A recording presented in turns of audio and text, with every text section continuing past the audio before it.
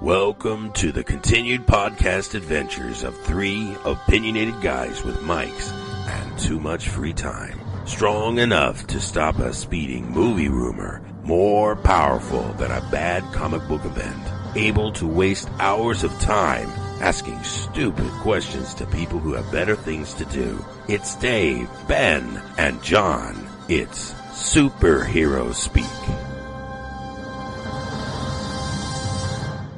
Hey everyone, you're listening to Superhero Speak, and I'm your host Dave. And John. And JD. And this week, boys and girls, we have a very special guest with us. I don't think he really needs an introduction. He is one of the hardest working men in comic books today.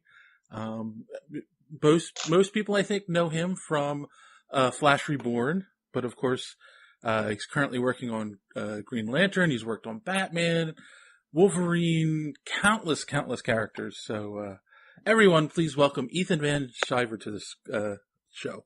Ooh, I tripped over that last line. Of course you did. How you doing tonight, sir? Live? Can we just go right into it anyway? Hi. Oh, yeah. I'm Ethan Van Sciver. Sciver. Oh, I'm sorry. Sciver. Yeah, everybody asks that. Everybody, either imagines an extra R in there, like a Sciver, or they're afraid to make that C hard, like Sciver. They go Sciver, and Sciver. So, hello. Yeah, well, I mean, that's, I think it's the Anglo-Saxon in me that wants it to be a soft C. Yeah. So a question that we normally kind of start off with is working in comics something you always wanted to do? Yeah, I mean, as long as I can remember, because I've loved superheroes since I saw Christopher Reeve in Superman, in the first Superman movie. Mm-hmm. My dad took me to see that at a drive-in theater. Remember those? Oh yeah, yeah. And it was just amazing. And then I found Super Friends on TV, and my mom stitched me up a Superman cape that I could wear on my big wheel that reversed to a Batman one. So one side was Batman, the other side was Superman. Oh, cool. Velcro around the neck and everything. I only wore it on the Superman side. So, I mean, I've always loved these characters. I've always loved DC Comics. When I was a teenager and really actively, a young teenager, between the ages of 12 and 15, was when I was really bitten by the comic book bug and realized I wanted to do this for a living. And I mean, finding 75 cents for a comic book, that was my goal. That was my mission every single day. And, yeah, absolutely love Marvel comics, and I was a Marvel zombie. But DC characters were still so deep in my heart that when I eventually got into the business, doing my own book, Cyberfrog, I always looked at the DC Comics guys as the adults in the room. Okay. It's like I knew a bunch of people, and they'd be like, "Well, yeah, I used to work on Steel, for DC Comics," and I'd be like, "God, wow." Like you're a veteran, I'll be there someday. Right.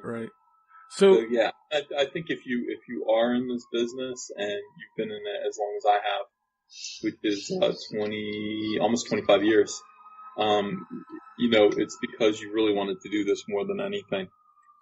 Right. Most of your right. So you loved superheroes since you were a small boy. I'm always curious with this kind of thing. What age did you realize that somebody created these characters and somebody took the time to draw them and somebody wrote the stories? I don't know when that actually hit me. I don't remember that moment, but I do remember 1986 buying Man of Steel, John Byrne's Superman. I bought that first issue in the shops. And I think that was the first time I actually paid for a comic book with my own money and actually read it. Because normally, when I was a little kid, I'd always have comic books around. They were given to me as gifts, and I'd use them I'd flip through them and look at the pictures. I'd use my silly putty on them. But I didn't really read them. I kind of almost even projected what each story was. I kind of made things up. I'd make up storylines before I could read about what I was looking at. Right. and pretend to read them aloud to my brothers and sisters. Hmm. But when I got Man of Steel #1 and sat down and read it, I said, John Byrne. I said, boy, do I like this style. Boy, do I like this artwork. And I like this story. And that's when I really started to, that's when I really fell into it. And then my parents got me this great book, this hardcover book, and I can't remember what it was called, but it was like the Smithsonian comic book, first, I don't know what it was, but it was, I can't remember the title of it. My brother Noah and I were talking about this the other day, and I forgot it again. And it was the book that had the first appearances of most comic book heroes and characters. So you get the first Popeye, you get the first Superman, and you get the first issue of Mad Magazine, all in this hardcover book. And I think that's when I became aware of people's names. Oh, cool. And I love that thing too. That thing was just falling off its hinges when I was finished with it. I read it a million times. That's a great gift. So, so then what led you down the path of doing art? Oh, well, I mean, I'd always done it, Yeah. Yeah, my mom was an artist and her father was an architect, a kind of famous architect in Phoenix, Arizona, who did a lot of the buildings in downtown Phoenix.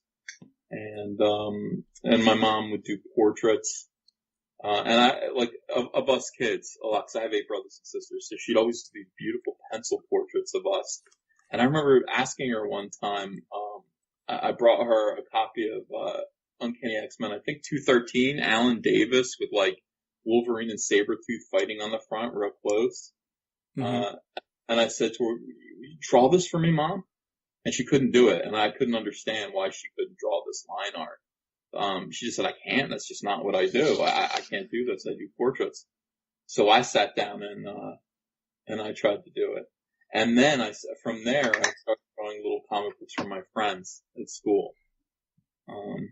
I don't know, guys, it's just, there's momentum. People ask all the time, they say, how does one break into comics? Right. You've always just done comics. You've always done them. You do them when you're a kid, you do them for your friends. You do them all the time. And I always did. No, and that's true. And that's actually a story I think we've heard over and over again, that a lot of artists just start out drawing, and and the ones who love comics draw comics in school, or sometimes they go to school to try to be a serious artist and then go back to comic books anyway. What does that mean? Well, it's a good question. I'm actually friends with Greg Horn, and he was, when he got out of high school, he did get his first job working for a local comic book company. And he was so set. He was like, "Oh, this is it. I don't have to do anymore. I've got my job. I'm going to be a professional comic book artist." And, the guy who hired him really liked him and fired him. But he fired him on purpose to make him go back to school to learn, all the things that he didn't know, Well, that was kind of him. Thanks. Well, he ended up actually going back there after he graduated, but yeah. Yeah. I love Greg. He's a good guy. Yeah, I don't know. I mean, you can, maybe people, and this is a generalization, but maybe people who, just kind of fell into comics as a pit stop on their way to something else, mm-hmm. Don't last there very long, don't stay there, they'll move on. But, people are like, "Do you ever want to just kind of get out of this and go into movies or TV or video?" And the answer is no. This is the final destination for me. This is all I want to do. And, that's it. It's I think everybody in my neighborhood wanted to do. All the other boys my age, all were bitten by comic book fever, and we're all talking about doing it, with me. Right. But, yeah, I want to do it too. So did you got into writing pretty early too? Was that you wanted to do art, but then you had an idea that you needed to get out, so you decided to just try your hand at writing?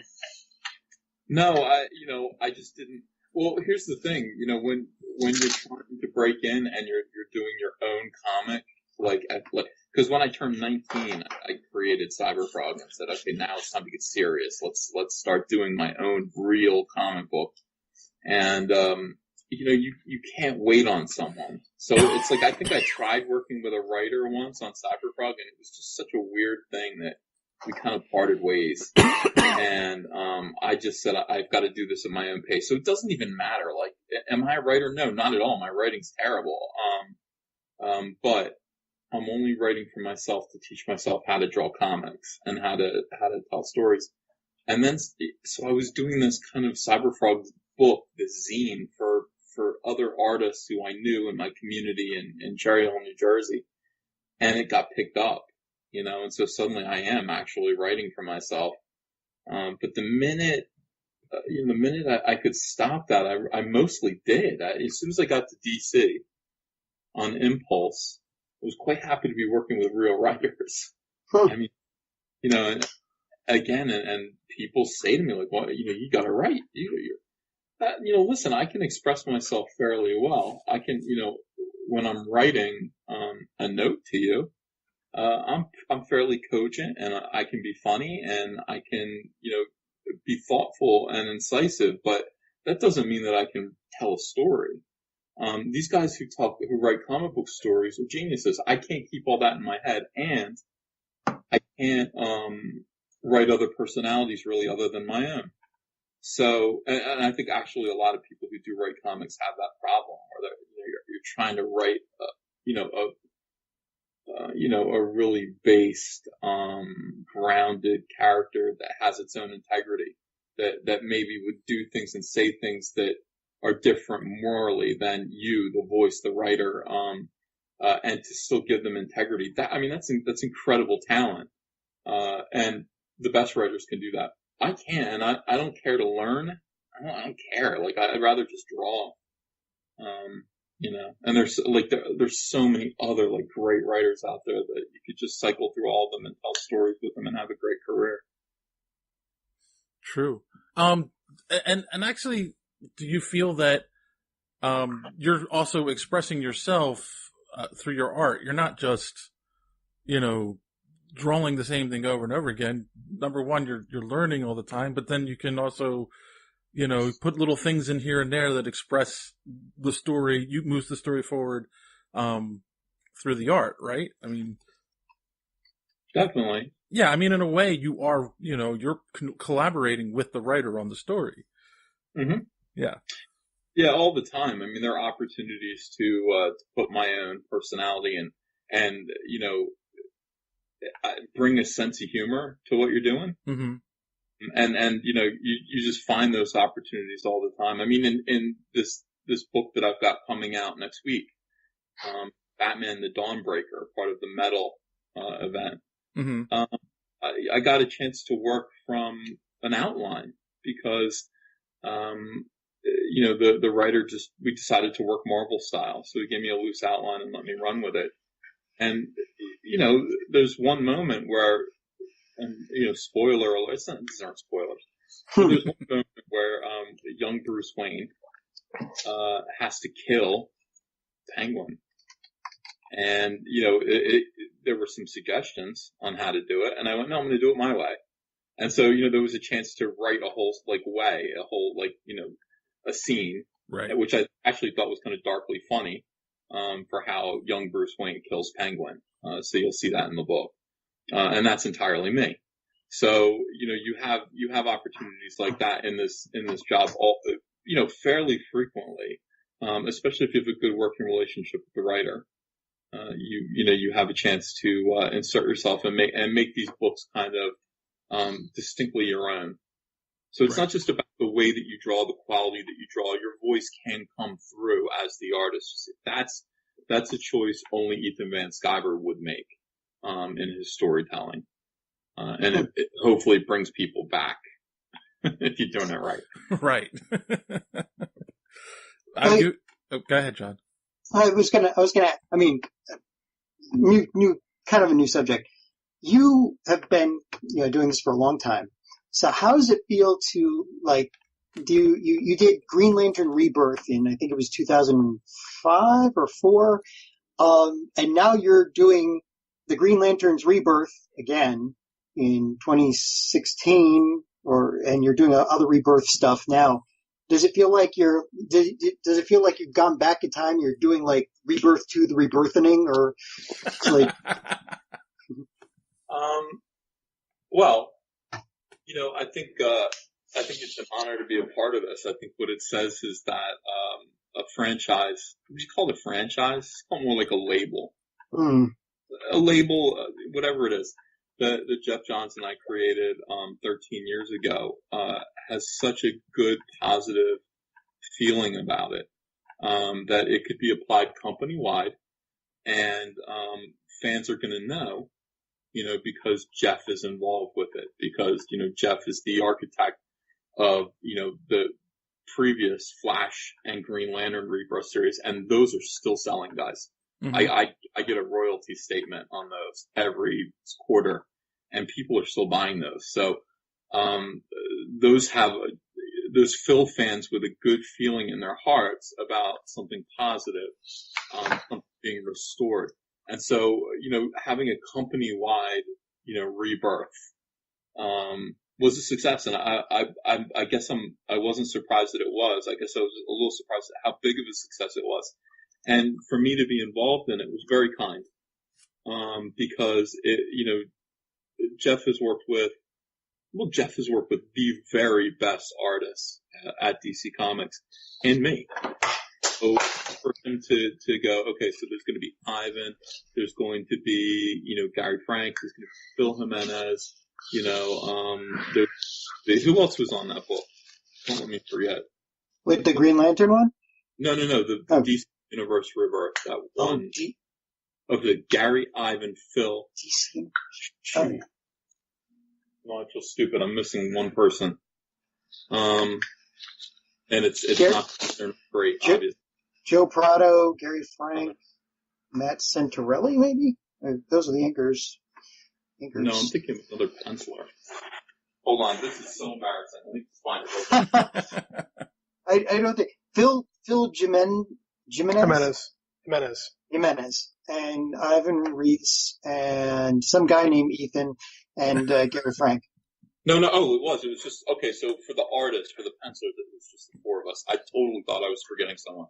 Okay, so yeah, Gary Frank, me, Ivan, and Phil, and to be invited back to be a part of that group of gentlemen was an honor. And Jeff actually said to me, this is Rebirth, so you have to be involved. And I was working on something else. I had kind of, I don't know, I'd done a couple of things here and there, but I wasn't really working very hard. And then at some point in 2015, I just kind of said, I'm going to get my act together. I'm going to be very, very humble, and I'm going to accept whatever jobs I'm given. I'm working my way back towards Hal Jordan. I want the Green Lantern title. And so I was doing fill-ins on Lobo and like Sinestro and anything that they gave me. And finally they gave me a Green Lantern miniseries called Green Lantern Edge of Oblivion. And I was like, all right, this is it. From here, I will be able to get to Green Lantern, the monthly book. If I do this on time, I'm going to get it off. So I'm halfway through that, and Jeff calls me up, and he's just like, hey, we're doing this thing called DC Rebirth. And Ethan, you have to do it.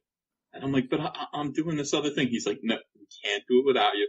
You have to do it because it's Rebirth, and your name has to be on this. So, hop off of Edge of Oblivion. And I went, okay.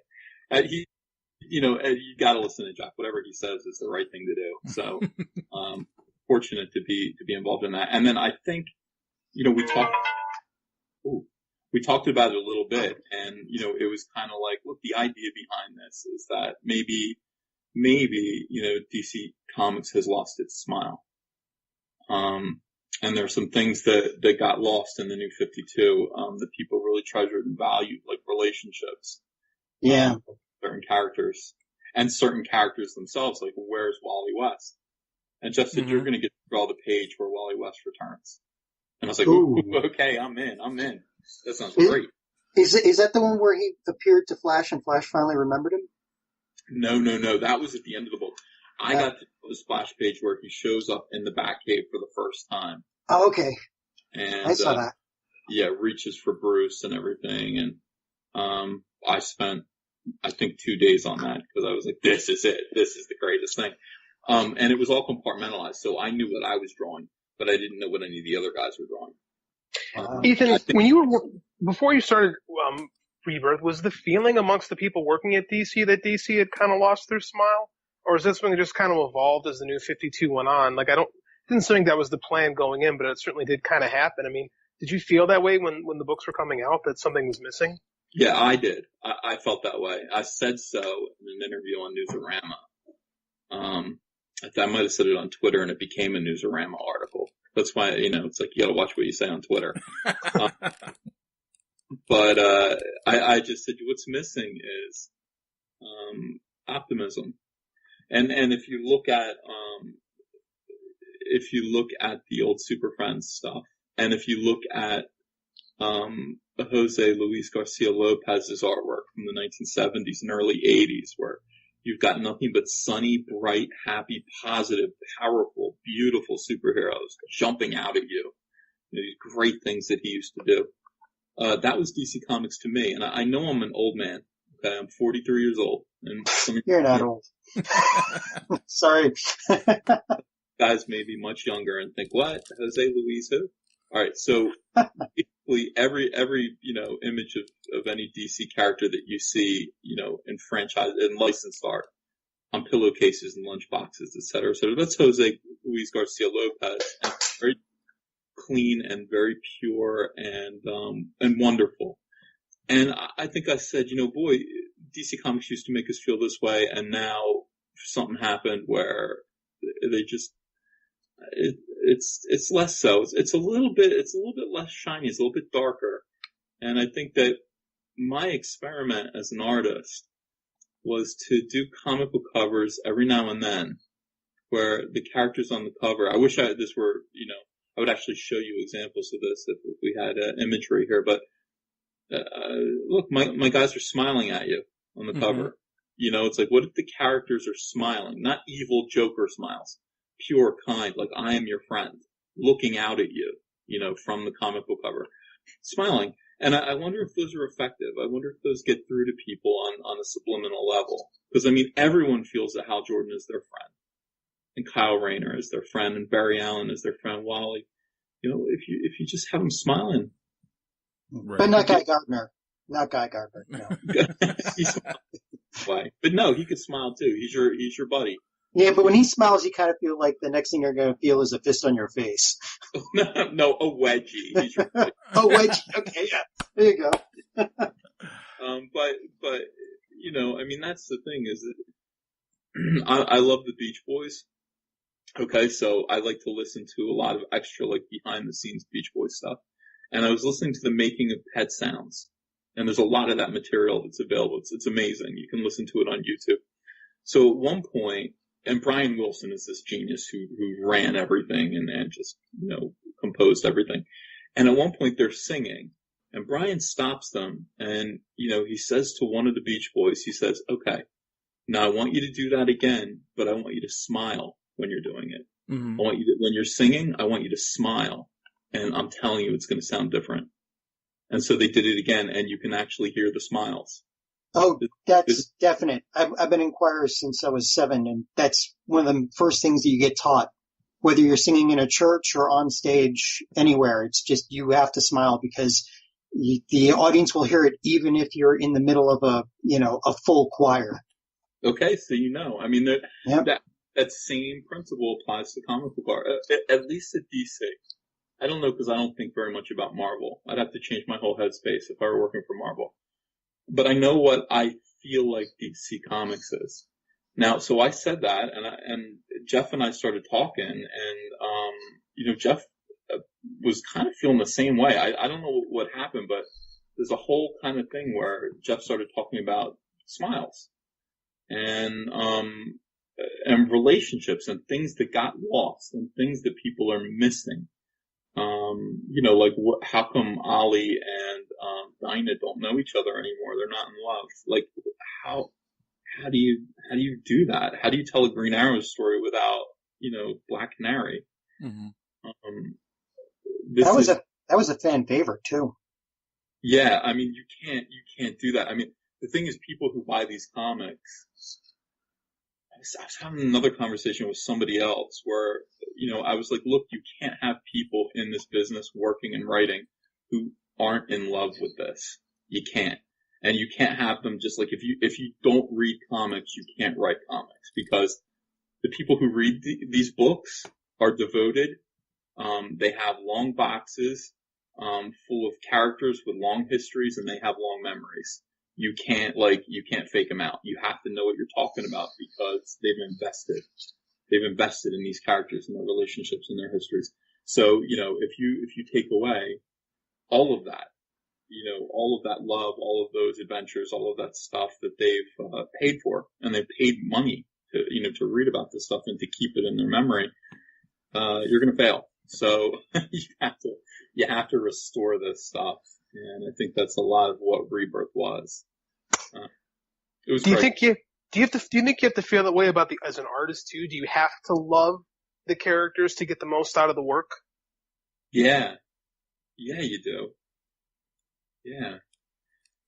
I mean, look, you can go through this, you can fake people out for a little while, but people know. I mean, I don't think I draw. I'm not like, when it comes to my drawing skills, I'm not the best in the world. I'm not the best at DC by a long shot, but I know these characters personally, the ones that I worked on. Hal Jordan's my buddy. The Green Lantern Corps are my brothers and sisters, and I know them all personally. I know Sinestro.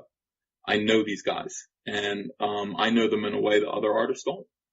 And I know them in ways that I've established them that other people follow, okay, because I know them.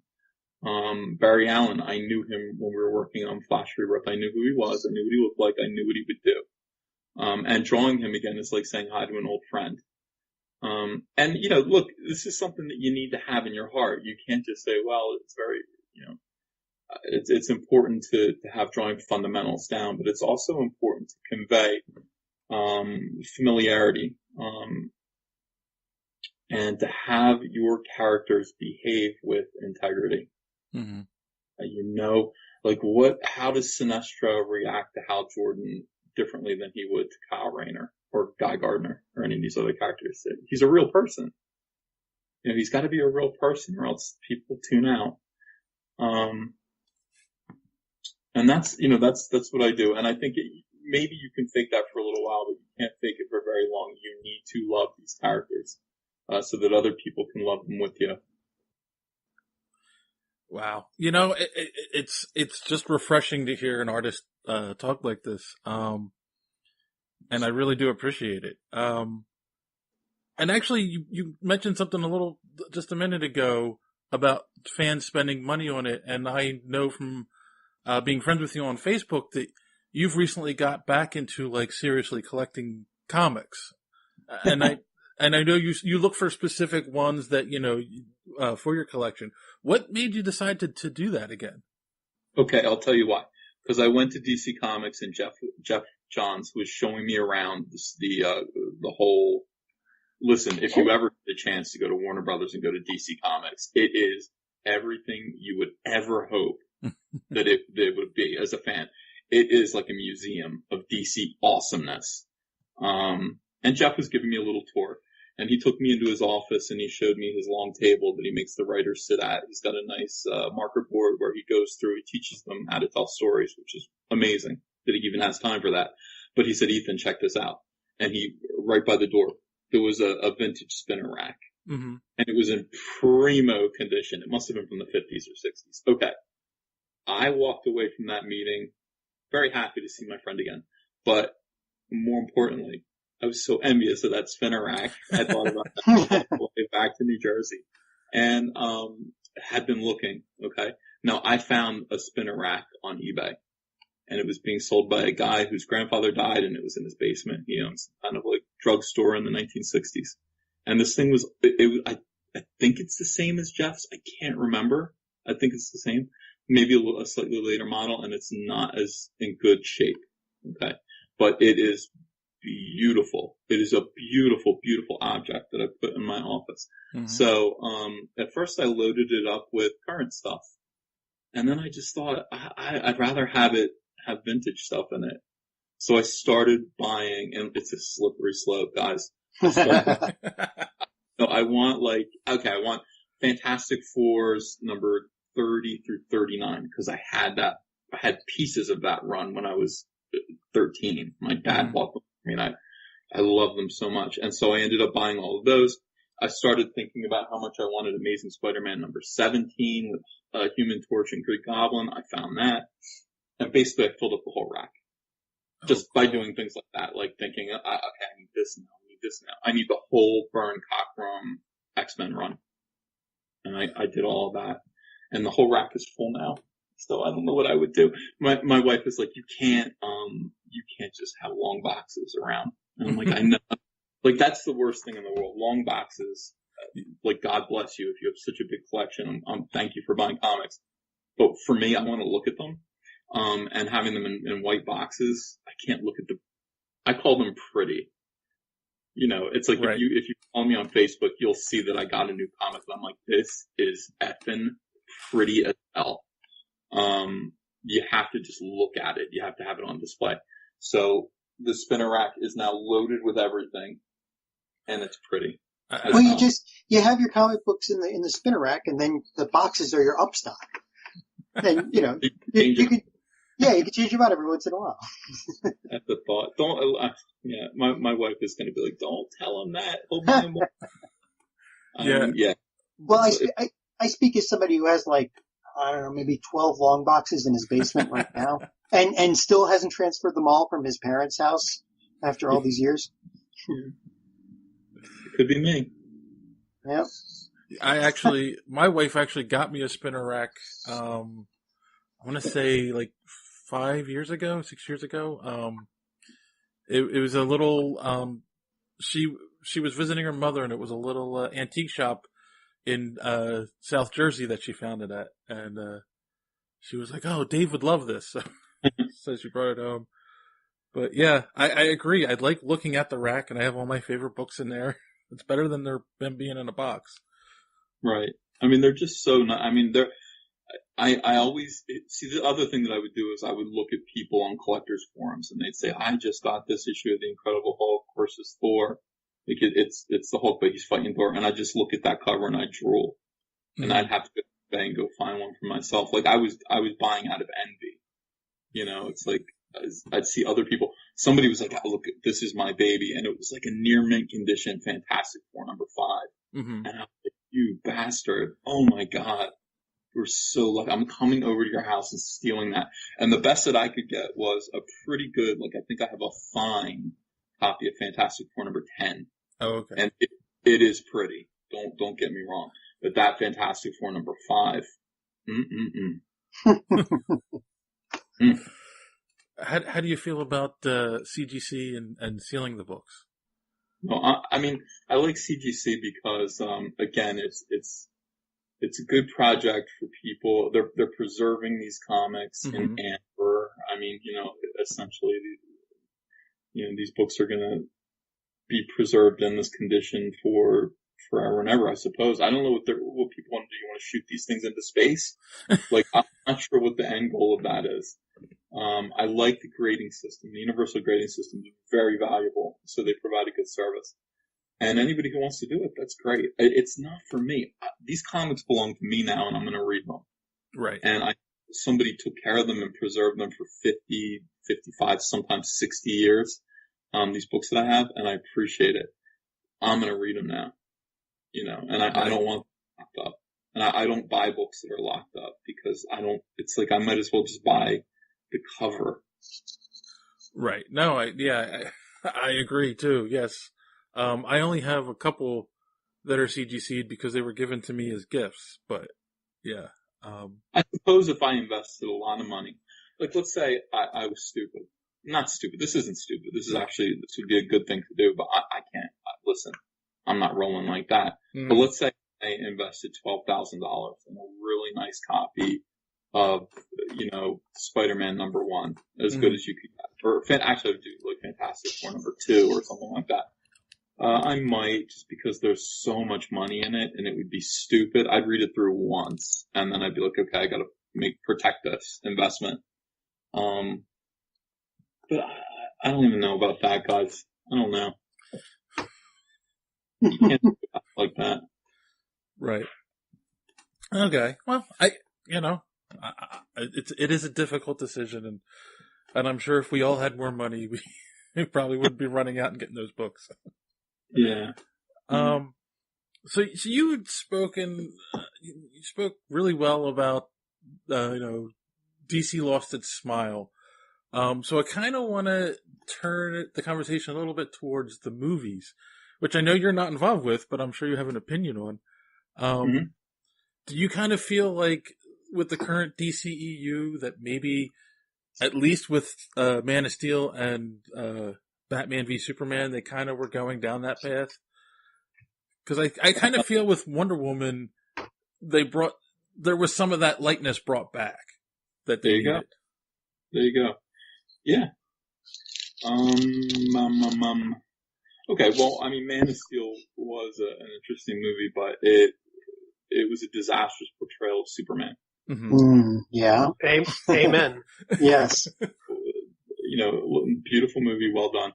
But as a guy who was, a little boy who believed in Superman at one point, the same way he believed in his own father. I mean, Superman was a real guy. I knew that if I was falling out of a building, Superman would save me. Mm-hmm. And that's what Superman's here to do. Superman's here to save us at his own personal expense. So I'm watching that movie in the movie theater and just gripping the hand rests. You know what I mean? Like just gripping with just dread because I'm watching people die and Superman's not doing anything about it. And that's just unbearable. That was an unbearable. I can't even stress that enough. I came out of the theater stressed out. That Superman would, first of all, bring a menace to planet Earth. Mm-hmm. And that so I'm thinking back, what did Superman sacrifice of himself during that whole movie? Nothing. Not a thing. Now, look, the proper way to tell a Superman story is that so you have Zod, and you have Zod's cronies, whatever, you have Superman outnumbered, and maybe if it were just kind of 1-on-3, Superman would be able to deal with this, but in addition to fighting these three bad guys, he's also got to protect all of us, down to the last human life. He's got to do that, so that's on his shoulders too. That's what makes him Superman. That's what makes him a superhero. So if a helicopter is falling out of the skies and Zod's going to punch him, Superman's going to take that punch because he's got to rescue the three people that are going to die in that helicopter. And that's what Superman's all about. And if you get that wrong, you get it wrong. You get it wrong. He should have done something like in Dragon Ball Z, where as soon as they start the fight, they figure, okay, let's go find a desert or the tundra to fight in where there's nobody around. That's what he would do. Yeah.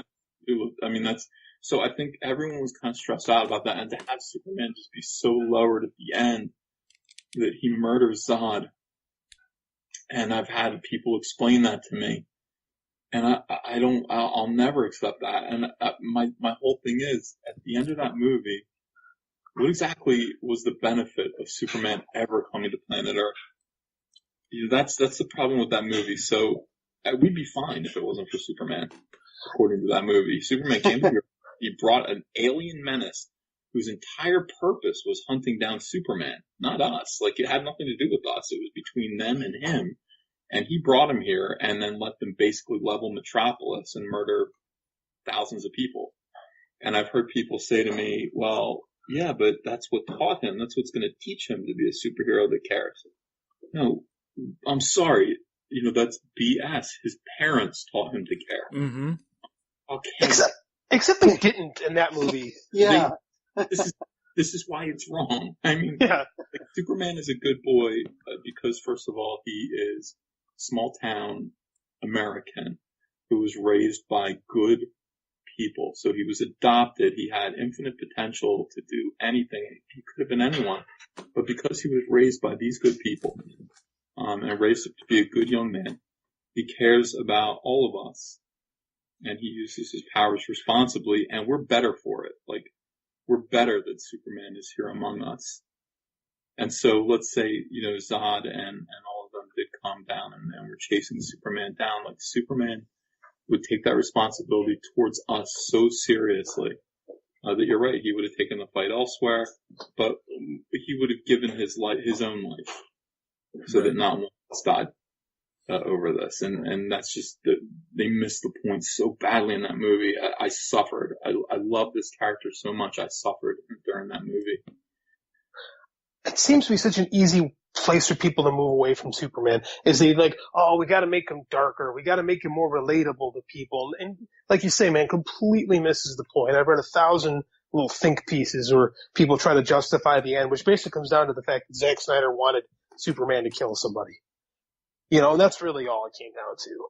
And it's nice to hear someone spot on about it. Yeah, I just feel like I think people project their own cynicism onto this character and, think that we've evolved past goodness. Like, we're gonna laugh and we're gonna think it's corny if there's a superhero who, is so selfless and is that kind of, role model. I can't even put myself into that headspace that we have to drag him down and degrade him and to, take away those values. And it's just, fortunately, it's like, I think things might turn around. If anyone gets Superman, it's Jeff Johns. I actually just recently watched a documentary. I believe it was called "You Believe a Man Can Fly," based on them making the 1970s Superman movie. And at that time, they didn't think people were going to take the movie seriously. They were going to laugh at, this corny character, but they, I can't think of the Donner argued that Yes. It was the contrast against the urban setting of Metropolis of this character who is, bigger than life, who is the big blue Boy Scout, is what makes the story work, is what makes the movie works. And he was right, Which is why they fired him. No, I mean, I still, I prefer all 4 early original Superman movies to anything. I know that, numbers 3 and 4 are a little bit hokey, but still they had Christopher Reeve in them. So, right. he is the real Superman to me. And Linda Carter was the real Wonder Woman until just recently. Isn't that amazing? Yeah. They were very well. Well, if you saw it, like at the premiere of Wonder Woman, Linda Carter and Gal Gadot were there on the red carpet together, joking around. Mm-hmm. So it's like they got along. They officially passed the baton, and Gal Gadot she basically killed it. So yeah, she sure did. It's nice to see that kind of thing happen once in a while instead of hearing about back end fighting and whatever, and to wind up with a movie that did exactly what you were saying about what they expected from the original Superman movie, or what we should have expected from it. Is right. Somebody who wasn't there because they had to be, or because they were avenging themselves for some wrong that had been done to them. They were there because people were in need and they wanted to help, and that was it. It was just pure altruism. That's what superheroes are. Right. Yeah. It's supposed to be. And DC superheroes, Marvel superheroes are different. Marvel superheroes are about like, hey, what if me and JD and John and David all got superpowers and we're just normal guys? So, what would we do? We have our own problems. DC superheroes are about aspiration, and, these are people that you need to look up to. And I mean, that's what you're trying to create. That superheroes are very important.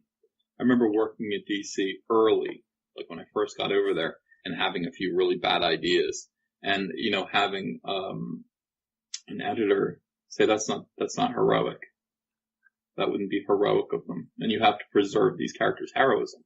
Mm-hmm. And I thought, ooh, somebody actually said that to me. I don't know if they still say that to people, but whoa, that's something to. Wow, okay, that's sunk in.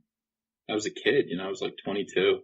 And it's like, yeah, you have to preserve their heroism. That's important. These characters are icons, they're legacies, they're people, we want people to look up to them. So they have to behave at all times like heroes. And I thought that was really, really cool. Like that's your mission statement is to tell stories about heroes.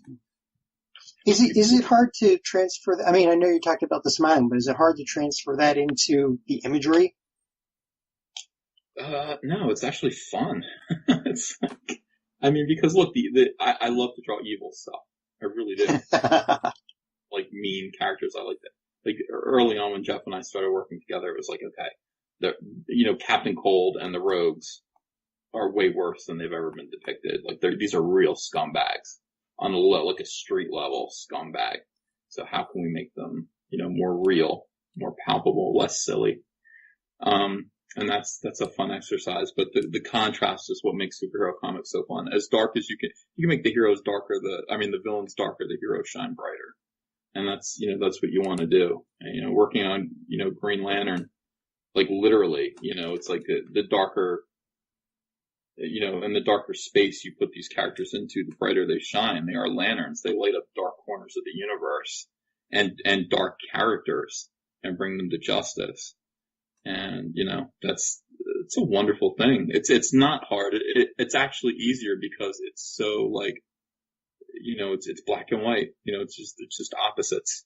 And, they're easy to do. Those very basic symbols are easy to depict and fun and meaningful. Who's your favorite villain to draw then? I love drawing the Joker, but I've drawn the Joker before in a couple books, but never like in a substantial way. Mm-hmm. I love the Joker. And then Sinestro is mine. I just, I'll draw him all day long, and I've drawn Sinestro, 20 different issues probably. Mm-hmm. When you draw him, what do you try to get across? I mean, how do you get across what his like worst traits are? Well, he's incredibly arrogant, and he's a very political figure who believes that, contrary to what the Owens, what Green Lantern, and what the Guardians believe, the universe is best run by fear, and fear actually gives him more power. Literally gives him more power. So he has this band of terrorists who create fear all over the universe, which makes them stronger. It's wonderful symbolism. So, he doesn't bode fools well. He doesn't tolerate, silly idealism. And he is impassive and cold and icy and cruel. And all of those things are fun to draw. The one person that really gets under his skin is Hal Jordan.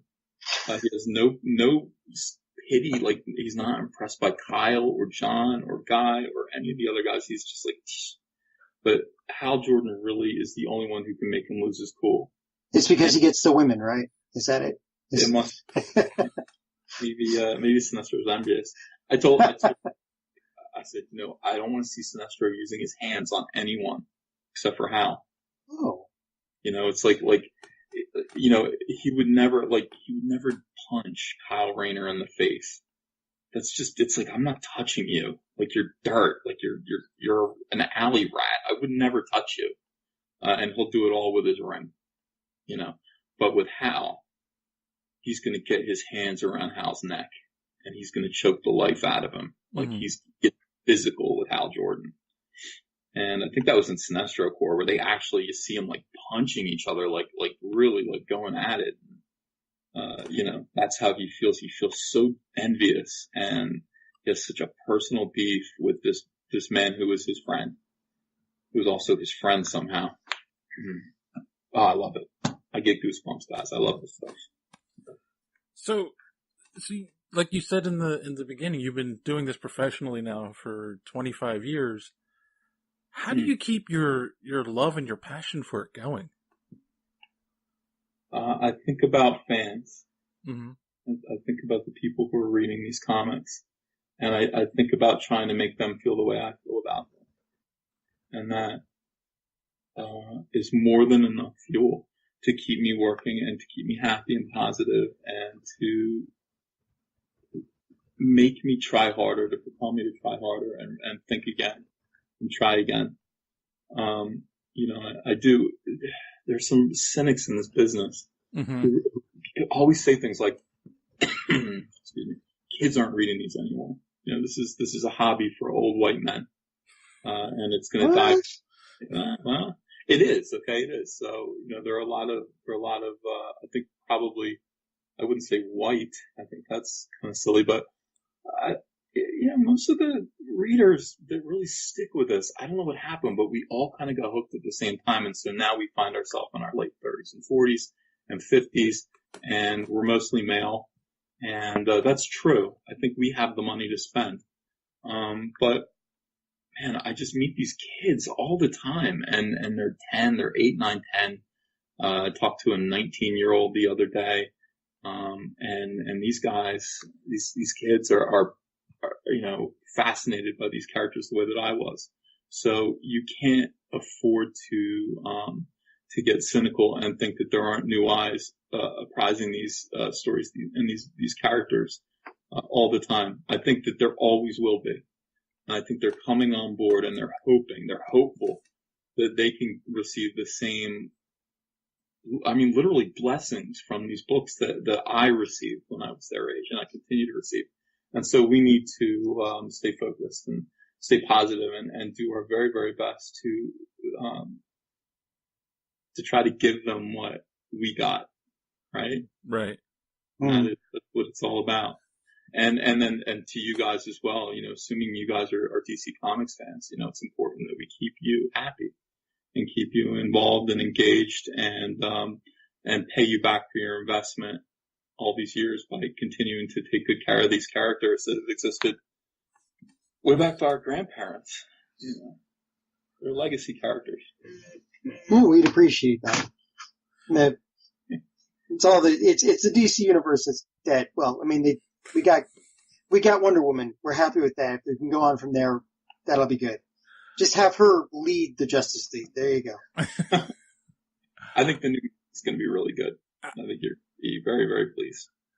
Do you ever feel though that, and I'm not trying to be cynical here, but do you ever feel that maybe we're part of the problem? That the comic industry at one point were writing stories to appeal to us as we grew up, and they forgot how to appeal to all ages at some point. Yeah, sure. But the stories that we're trying to tell stories that are timeless and broad. I was talking again. I talk to people, and I just, it's like, why?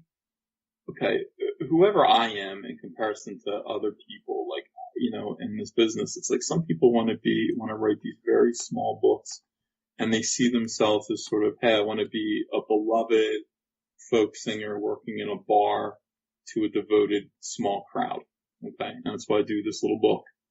And that's cool. It's like, I want to be Aerosmith rocking out in a gigantic arena, sold out arena. I want to do comics that appeal to masses of people. That's what I want to do.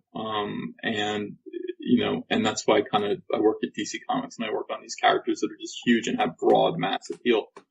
I'm not doing them just for you and me. I'm doing them also for the kids. Mm-hmm. And I don't know. It's, if somebody wanted to criticize what I do or what someone else does by saying, are you worried that you're writing them only for you and not for young people? I would argue, but maybe I am. I don't know. Maybe that's an accident.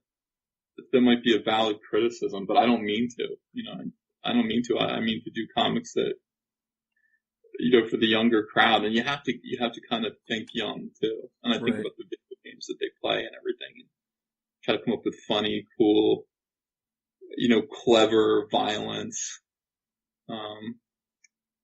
Comic books at their best are just about sex and violence. Underneath, not overt pornography, but it's about beautiful people and fighting scary monsters and punching them and stabbing them with swords and claws and knives or whatever. that's, that's the undercurrent. That's the thing that makes them kind of fun.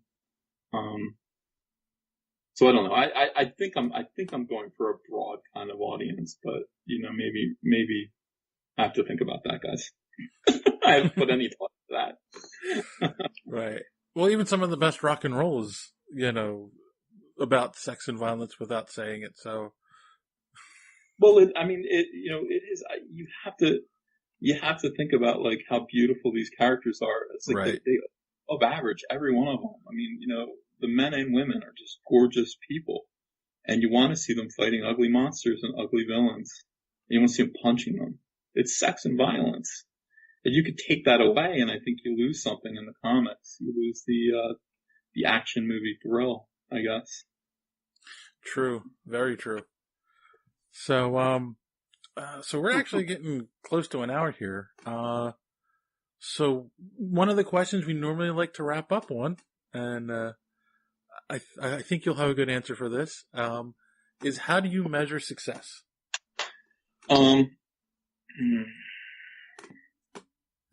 Let's see, a lot of different ways.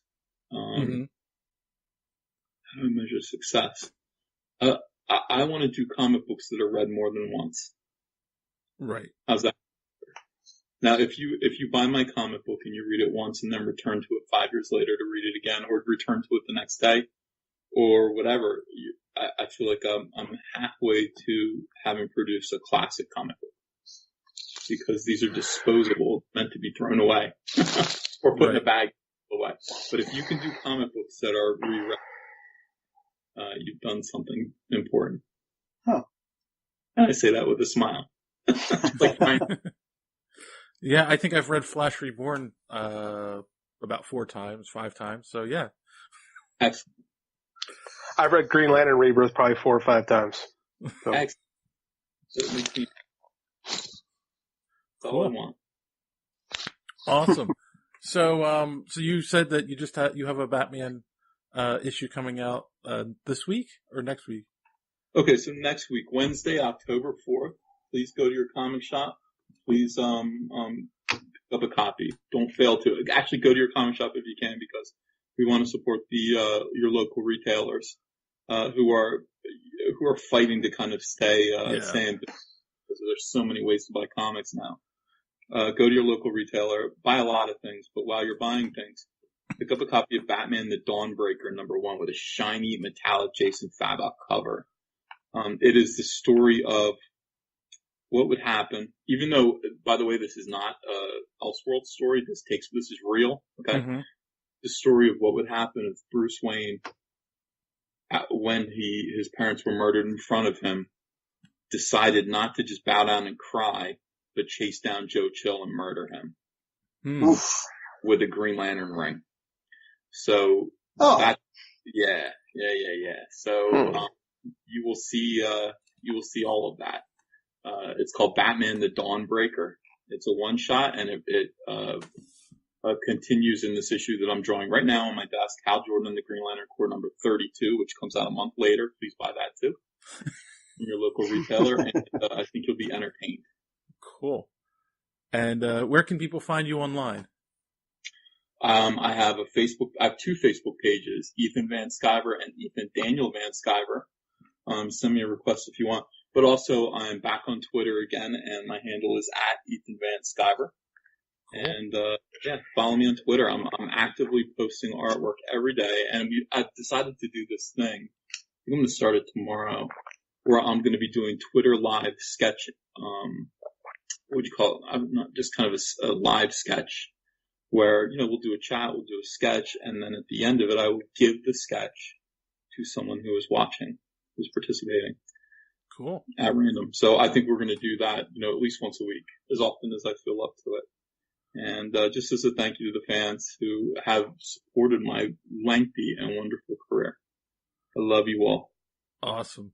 I thank you very much for doing this. This has been a great conversation. Yeah. And I hope our fans enjoyed it. So, as always, boys and girls, thanks for listening, and don't let your cape get caught in the door. Have a good week.